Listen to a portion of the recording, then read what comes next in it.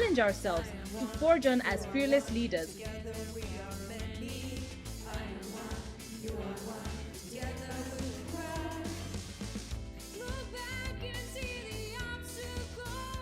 It feels so timely and so important to step back, to learn from and alongside each other about what leadership we need now to create the world we envision. So I think we need transformational leadership, and this kind of leadership doesn't invest itself in one individual. It is a kind of leadership that involves everyone in the community. In a crisis, what really doesn't change in leadership is that need for that, laser focus on what your goal is. Leaders who see what unites us. That's very important. We have a lot of things that really bring us together than what divides us. Why aren't we seeing the change that we need?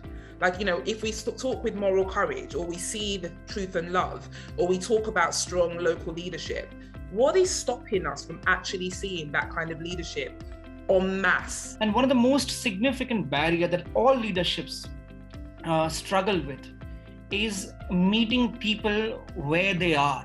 What does it mean for me to be able to feel my pain, but also connect with your pain?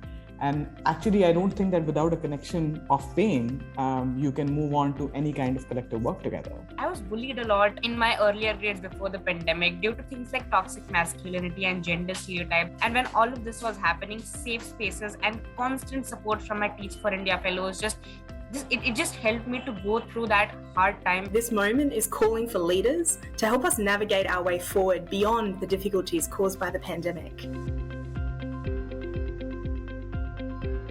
¿Cómo podíamos llegar a las familias? ¿Cómo podíamos reforzar las habilidades parentales de todas y todos los cuidadores? We learned how important mental health is. It is something we should assess and nurture in everyone we are working with, be it our students, their families, our staff and fellows. Sarun is simultaneously a school-wide transformation project as well as a school leadership pipeline initiative. When you ask yourself, what makes a school a great school? It's often stakeholder support. Good schools are ones that create communities. It's a classroom that is deeply grounded in a sense of purpose that is aligned to some of the most painful experiences these students have had, which leads to just a different level of ownership in the education, and then a different level of agency and a higher realized self. Our entire campaign of reform is called Emancipated Learning, and that is about really giving systematic freedom at every level, all the way down to the teacher level and to the student level, with which to decide what is best for them. How are we going to give people the opportunity to get the best possible education? And I think we have more answers now than we had just a few years back. I think that is the big change.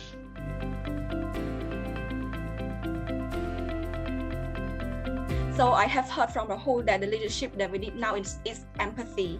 So we need empathy, be kind to ourselves and to our students. When the pandemic hit, the flexibility, the adaptability that was needed to come forth was so beneficial in putting well-being in alignment with academics as a form of importance for leadership. نحن بدنا قيادات مؤمنة بالعدالة، بتحترم الإنسانية، بتحترم الشعوب، بتعمل لصالح الشعوب، بتحترمهم، بتحترم عقولهم. بدنا تسود المحبة مش الكراهية.